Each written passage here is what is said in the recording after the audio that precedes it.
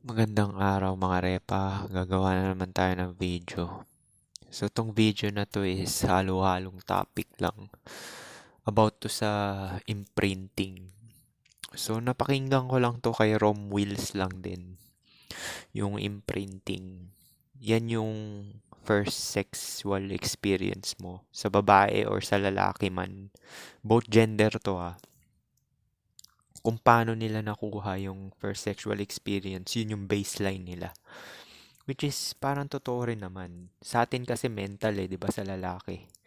So kung ikaw, first sexual experience mo is yung ah, pinaghirapan mo, nanligaw ka ganyan. So yung parang naka-imprint na yan sa utak mo na the next na magkakaroon ka ng mga babae ganoon.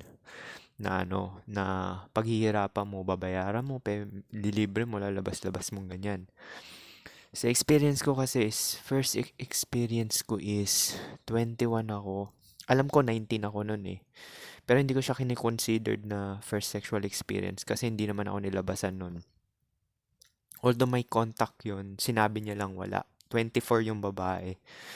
Pero yung totoong pinaka-sexual experience ko is 21 ako nun. Tapos yung babae is 27.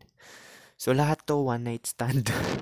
Ganun kalupit yung ano. Kaya so parang after nun, kaya pala ganun yung naging pattern ko na hindi ako ganong nag effort kasi nga yun yung pinaka first sexual experience ko kasi nga ons lang talaga siya. Biruin mo 21 ako tapos naka-diverge na sa akin 27. Bali, mahirap alam actually pag 27 na yung babae mas mataas pa nga yung ano niyan expectations tsaka yung ano yung standards niyan kasi nga ipipani-pace na rin yan. Pero may hope pace pa rin naman sila. Pero yun nga, hindi sila basta-basta pumapatol sa mga bata. So parang ibig sabihin, top talaga yung looks ko noon. Although mas malaman ako noon kasi bata pa ako eh. Mataas yung testosterone. So mas maganda yung tindig ko noon. Tsaka yung talagang hindi naman muscular pero okay yung ano build. Kasi yun din yung mga ano eh. So sa babae naman tayo. Sa babae naman is kung ano yung first sexual experience nila, yun yung baseline. Doon nila ibabase yung mga next na succeeding boyfriend nila. Yung body build, kung paano kumilos, paano pumorma, tapos kung ano yung phenotype. Kaya yan yung tinitingnan ko sa mga naging exes ko, tsaka mga naging ka-FWB ko.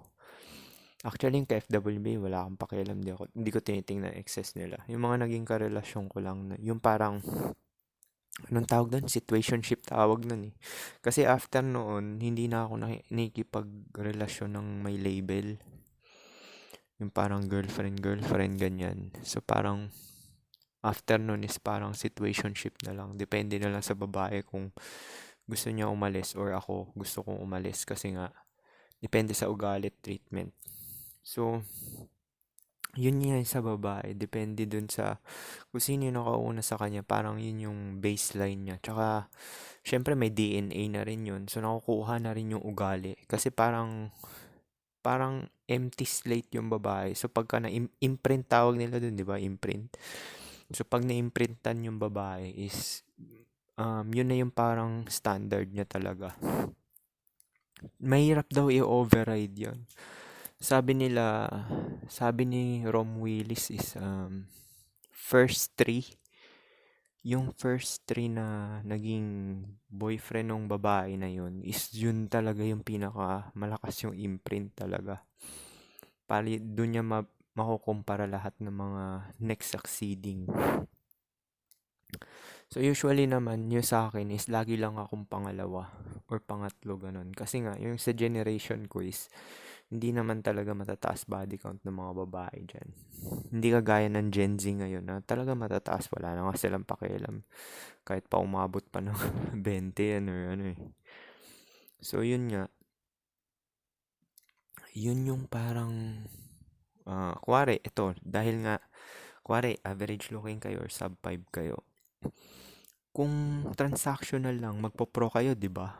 Kasi yun yung talagang magigain ka na experience.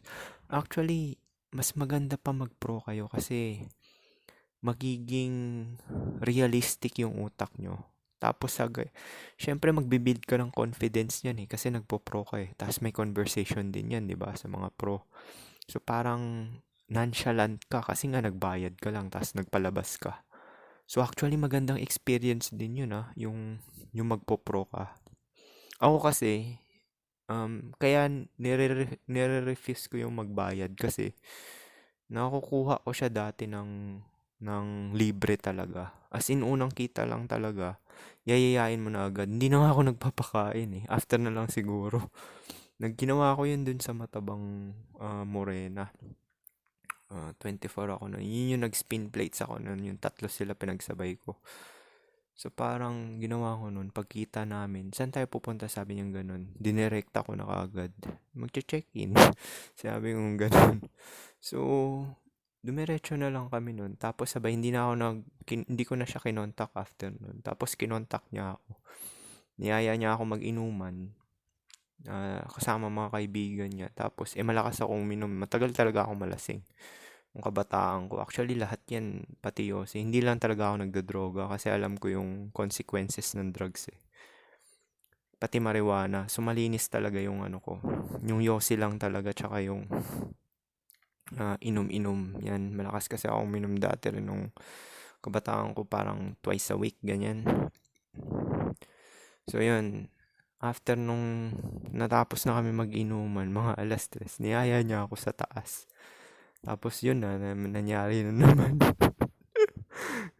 Nangyari na naman ng ano. Sabi sa inyo, pag gusto ka talaga ng babae, kasi yan yung sinasabi nila, shadow world or sexual underworld, na exclusive lang yan, na ginagamit nila yung may itsura para as sexual pleasure lang talaga. As in talagang yung ma-fulfill lang talaga yung sexual nature nila. Tsaka yung palagay yung loob nila. Yun talagang sexually liberated sila. Yan yung ginawa ng Tinder. Tsaka yung goal ng feminism talaga. Yan talaga yung pinaka main goal. Actually, cover lang yung pagtatrabaho eh. Nagulat kayo, no? Totoo yan. Cover lang yung pagtatrabaho. Kaya sila nagtatrabaho is para ma-detract na yung pagiging submissive nila sa mga unattractive tsaka yung mga hindi talaga nila dinidesire. Yun lang naman talaga purpose nun. So kung nagtatrabaho na babae tsaka may social media na, easy access na yung mga pogi, ano na lang natitira? Di ba sabi nga ni Rolo Tomasi, ano na lang natitira? Yung alpha fuck side, di ba? Yung alpha seed. So, medyo malupit siya pagka nalaman mo tong impormasyon na to. Hindi ko pa to alam dati kasi nga ngayon continuous pa rin yung learning ko. Pero sa experiences ko nga talaga is ganun nga talaga yung nangyayari.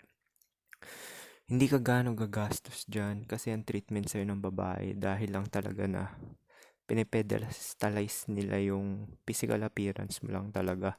Gagamitin ka nila as ons, one night stand, FWB, kung ano pa man yan.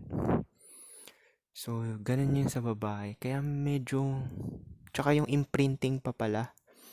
Diba yung imprinting? Imprinting sa babae. Diba yung first 3 na naging naka SEX nung babae is yun yung imprinting niya. Yun yung malakas yung imprinting. Kaya, kung marami na yung body count yung babae, tapos average looking ka lang, titingnan mo yung mga picture nung mga exes niya. Kasi base sa itsura nung lalaki, mababasa mo yung ugali, tsaka yung behavior noon. Kasi babakas naman talaga yung yung ugali ng tao base sa looks talaga eh. Hindi ko sinasabing 100% na sure yun, pero the way na umasta, pumorma yung guy na yun is makikita talaga. So, usually naman talaga is, nakikita ko yung mga exes na mga nerdy, tapos para mga kagaya ko lang din. So, hindi na ako nabibigla na, kaya ako napili dahil gusto talaga dahil yung mga nakauna sa kanila is parang ganun lang din talaga. Na So, yun yung babasihan nyo. Tsaka, i-gauge nyo rin pala yung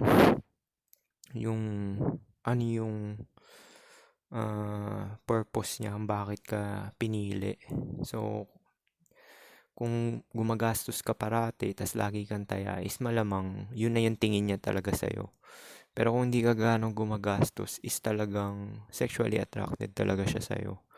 Na ano, yun lang yun talagang ano. Kaya kung iisipin mo talaga na kung yung 20% lang talagang pinaka-select lang talaga na pinipili. Tapos yung 80% na lalaki, yung mga undesirable, unattractive, yan talaga yung mga pang-backup nila. Backup lang talaga kung hindi nila matali yung mga pogi na sinasabi nila. Oo nga, alam ko naman na nakikipag-on sila kasi below sila sa looks ko.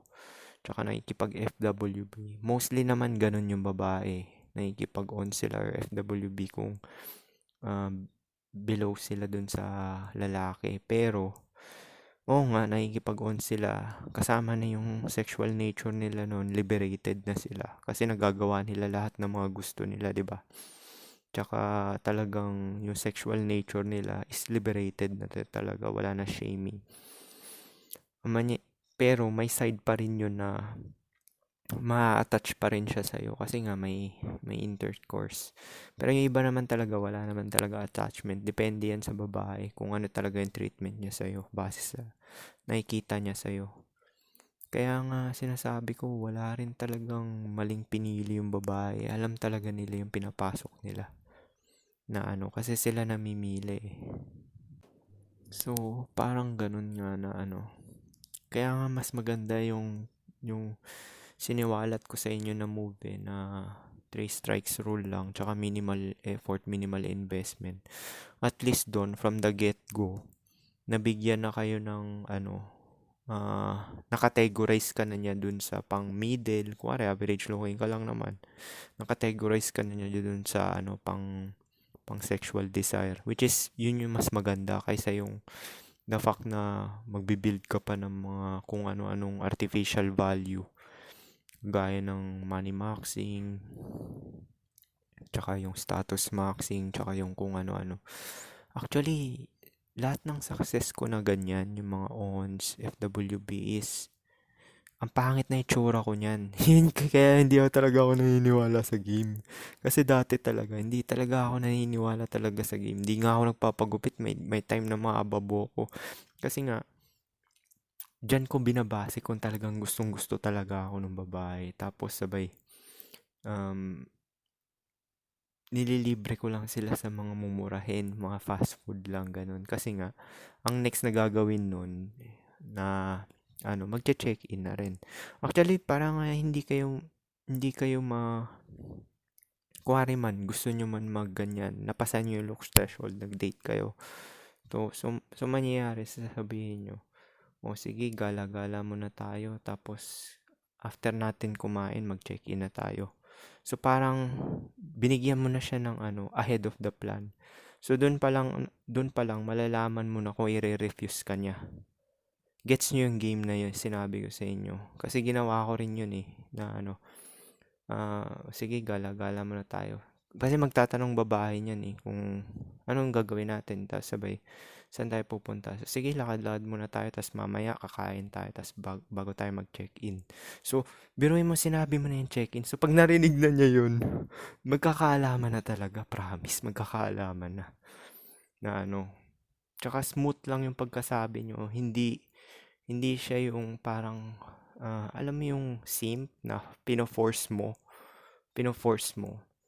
Actually, mas swerte kayo ng black pillar dito kasi yung game na sinasabi ko sa inyo is parang minimal investment lang talaga tsaka minimal effort. Kasi, biruin mo, sinabi mo, pagtanong ng babae, saan tayo? Gala-gala lang tayo, lakad-lakad lang tayo sa mall. Which is yun talaga yung ginagawa ko. Lakad-lakad tayo sa mall, tapos after nun, kakain tayo bago mag-check-in. Bago mag-check-in? Promise. Pag ganun, syempre maririnig nila yung check-in. Syempre, i-refuse ka na nila yun. O, so, alam mo na yung stand mo na ano, 'di ba? Yun lang yung ano, yun yung smooth na psychology na parang patok patok lang. Although hindi naman talaga ako babaero kasi nga ano, may pinapangalagaan din ako na profession kasi na Kaya hindi ako basta-basta nag-a-approach. Tsaka hindi ako nambubuntis din ng babae kasi nga meron akong mga pinapangalagaan na resources din. Siyempre pag nalaman niya ng babae is mag-iiba na yung pakay. Kaya yung mga success ko dati, yun yung baduy ako manamit, tapos yung buhok ko mahaba pa talaga. Parang yung mga nauuso na sa mga banda-banda dati. Which is dun talaga malalaman kung saan ka nag-i-stand. Yun talaga yung dapat alamin nyo kung saan ka ba nag-i-stand. Dun ka ba sa alpha seed or beta needs ka? Kasi paparamdam sa'yo yan ng babae. Kasi nga, kinakategorize ka na nila. Di ba sinabi ko na yan sa mga last videos ko? Na yung mga babae, kinakategorize nila yung mga lalaki base sa itsura. Na ano.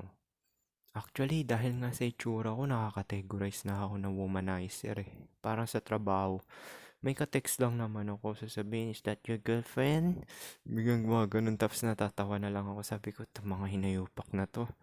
Yun din yung disadvantage pagka may upper hand ka sa looks. Which is, ang drawback niyan is mahirap din ang drawback niyan is parang mahirap din makapag strategy sa trabaho. Kasi nga, nililabel ka na nila na fuckboy, parang ganun.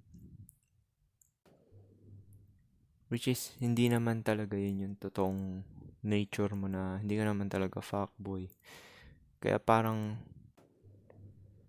yung ibang babae parang naiilang tapos sabay parang ano. Kaya seryoso na lang talaga ako sa trabaho ko. Tsaka parang minsan nga parang may mag-endorse sa akin. Tapos parang tatakpan nila yung dibdib nila. Kasi nga, nililabel lang ka na talaga dahil sa itsura mo.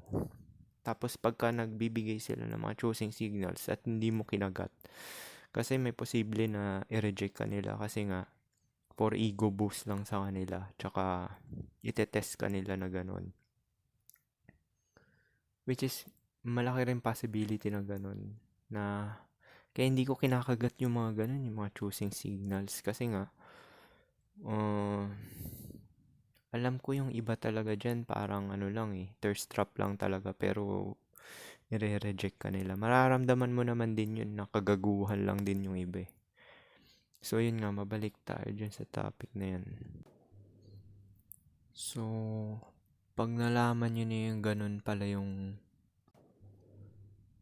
totoong pag-uugali ng babae is talagang magbabago yung paningin nyo sa relasyon. Parang magiging wala ka na talagang pakialam talaga. Parang yun ginagawa ko ngayon. Tsaka hindi ka ma-attach kasi nga alam mo naman talaga na may pakay talaga ang babae dahil nga sa Brayfort's Law. Basta once na nasa relasyon ka is may pakay talaga yung babae. Lalo na yung mga LTR. Long-term relationship is talagang for future security na talaga yan. Yun talaga yung main purpose nun kung bakit sila nakikipag-LTR. Hindi lang basta SEX yan. So, sure, may consistent na SEX yan dahil nga may nabibigay kang benefit tsaka may transactional kayo. Parang tawag nga ni Rom Wheels dun is acculturated prostitution. Yung parang ganun. Na malalaman mo rin yan kasi may gut instinct din tayo lalaki. Siyempre pagka nagka-girlfriend ka or pinili ka is aalamin mo kung bakit ka pinili. Ano yung main reason bakit ka pinili ng babae. Which is may purpose talaga yan kung ano. Para malaman mo na sexually desire lang talaga yung purpose niya is yung ons lang talaga tsaka FWB. Tsaka yung situationship. Pag humanap siya ng mga label, tsaka yung mga parang boyfriend na yan is, iba na pakay nun. Ibig sabihin, security na yung ano nun. Kaya hindi ko ginagawa yan simula yung namulat yung ano ko. Kasi nga, yung nakauna sa akin is 27 years old, my boyfriend pa. Nag-cheat para lang i-virginize ako, diba? Yun yung nakuha namin sa bar. So, yun yung So, after nun, nag-iba na yung paningin ko talaga sa sa mga babae. Dati successful din ako sa online. Marami rin ako na-meet na Tapos, pag nag-meet up, may karapatan sila magbago ng isip. Meron pa nga ginawa akong pang ano lang, parang boy bestie. Boy bestie, parang ganun.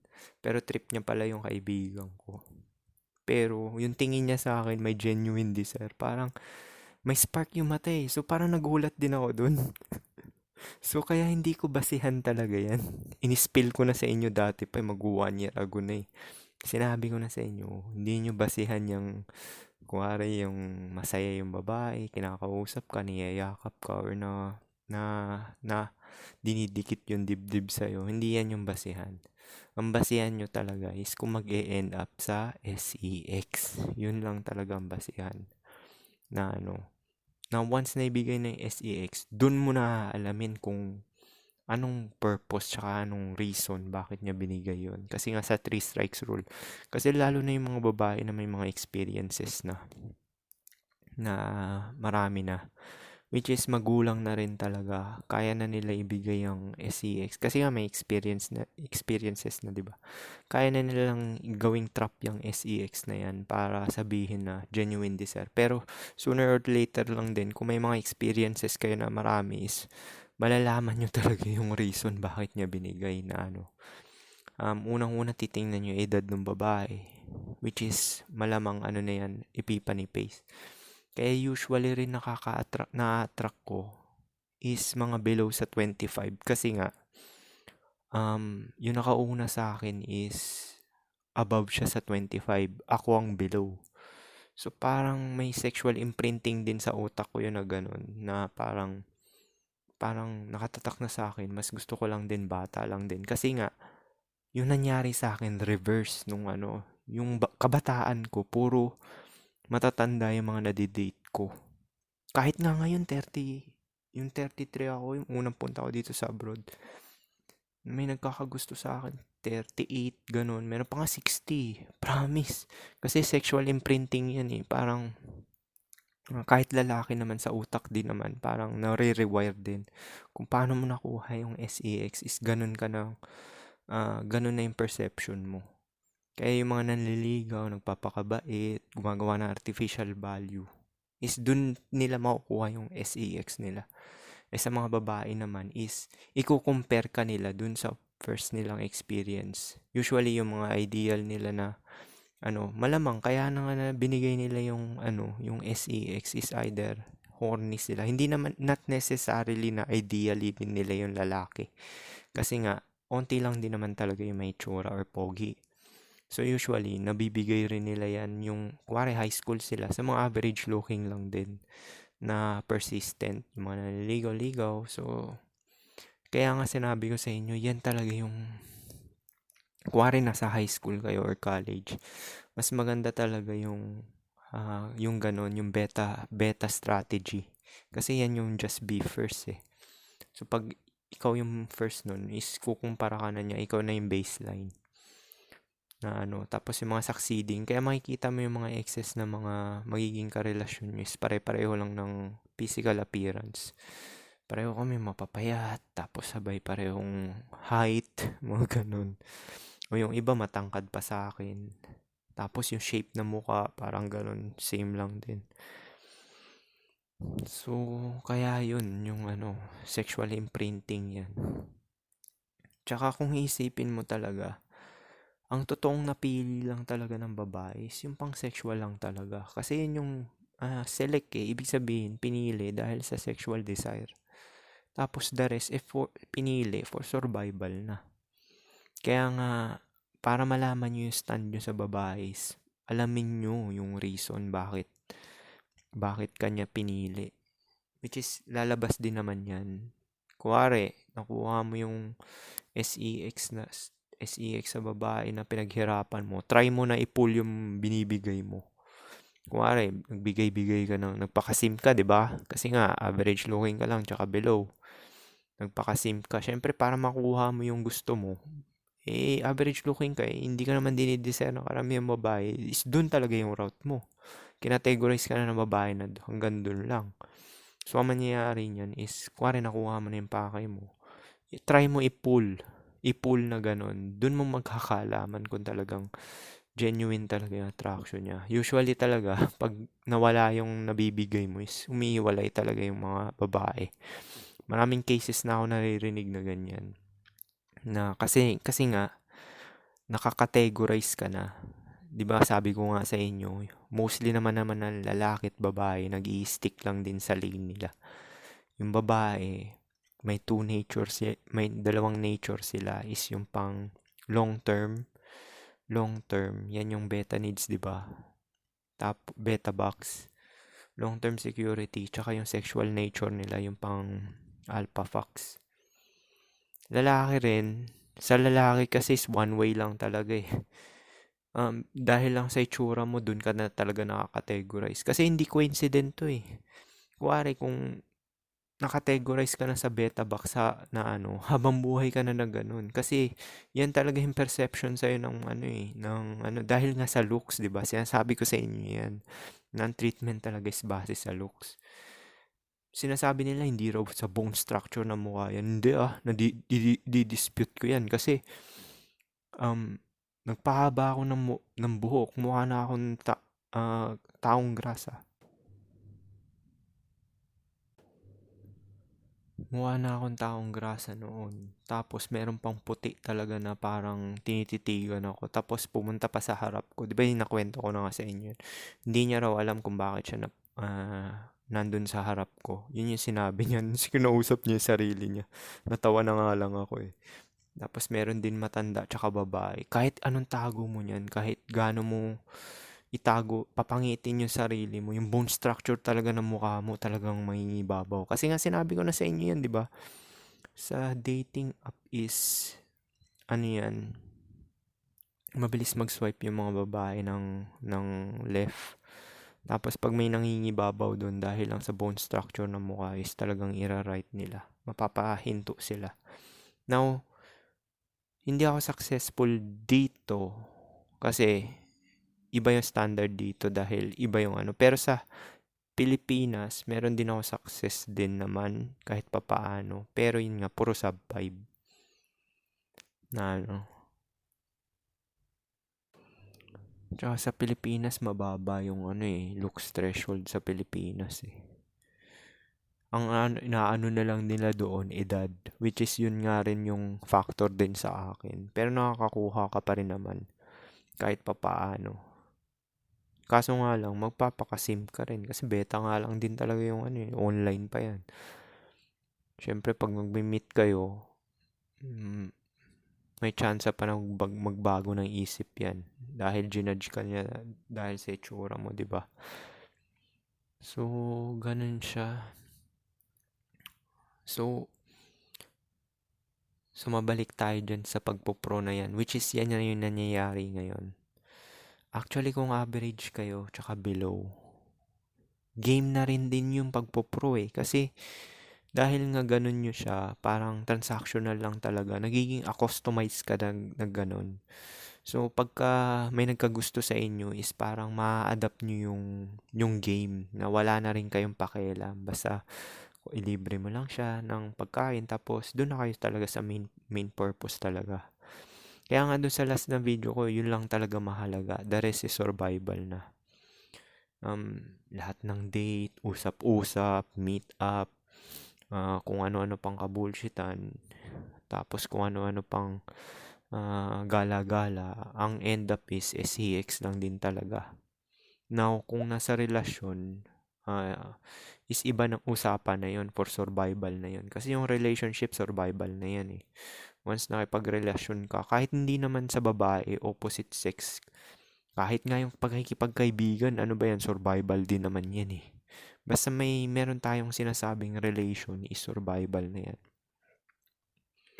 Kaya nga mas maganda talaga maging self-sufficient kayo para talagang yung perspective nyo sa utak nyo is nonchalant kayo. Hindi kayo ganong na-attach tsaka hindi kayo nababribe or nagagaslight ng ibang tao kasi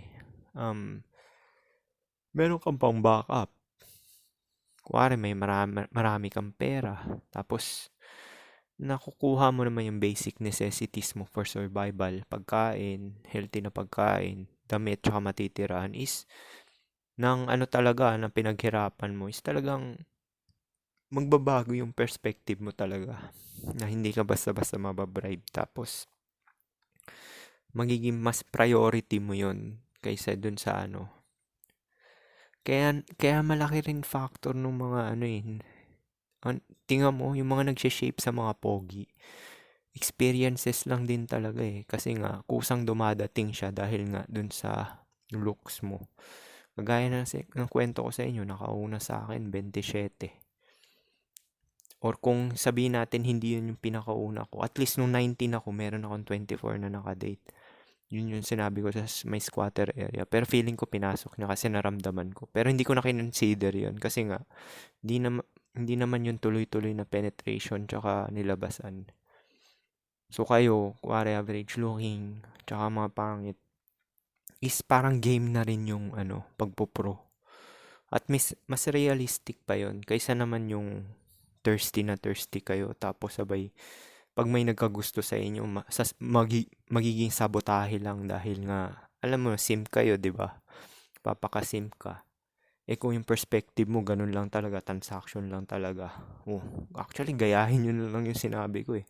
Kung saan tayo pupunta? O maglalakad-lakad lang tayo tas kakain bago tayo mag-check-in. Oh.